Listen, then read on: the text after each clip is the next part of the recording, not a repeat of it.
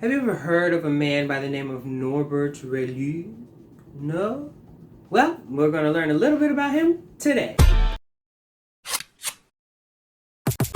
Norbert Rillieux was born in March 1806 in New Orleans, Louisiana, to a rich white man who was an inventor in the cotton industry and to a formerly enslaved, now freed colored woman. His parents' marriage was publicly acknowledged, and Norbert was able to live a pretty privileged upbringing, as privileged as you could get for a person of color back then. With a nice little father son thing going on here, being that Norbert's father was an inventor, he took a liking to engineering and was sent off to France so he could get a better education in pursuit of this engineering interest. While he was there in France, he did many things. At 24, he was instructing, continuing to study engineering, and he wrote many papers on steam engines and steam power. How did this engineer dude have anything to do with anything that I've eaten? Well, his extensive research in steam power changed the way sugarcane was processed. Previously, the process from getting sugar from cane to crystal was something called the Jamaica trip. It was basically where slaves would take boiling sugarcane juice and have to ladle it from one kettle to the next kettle. That resulted in more of a thick, dark caramel-like substance instead of granulated sugar,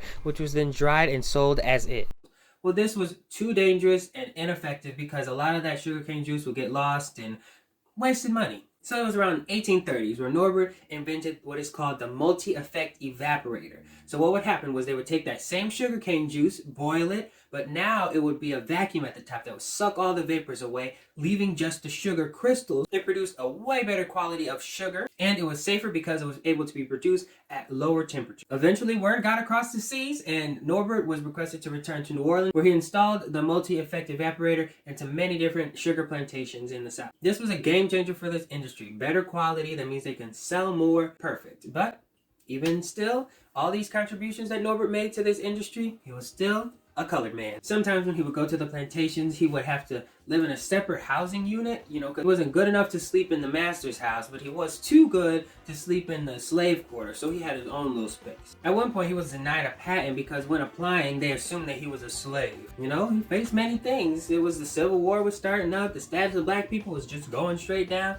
and the rise of things like Jim Crow laws. This new process he created was really big, and it's not only used today in the sugar industry, but it's used also to make things like gelatins, condensed milk, glue. Norbert Rillieux is known as a revolutionizer of chemical engineering, and in 2004 was inducted into the Inventors Hall of Fame. That's it for today. Thanks for tuning in and chopping it up. It's Black History Month, and black is looking and tasting good. See you next time. Peace!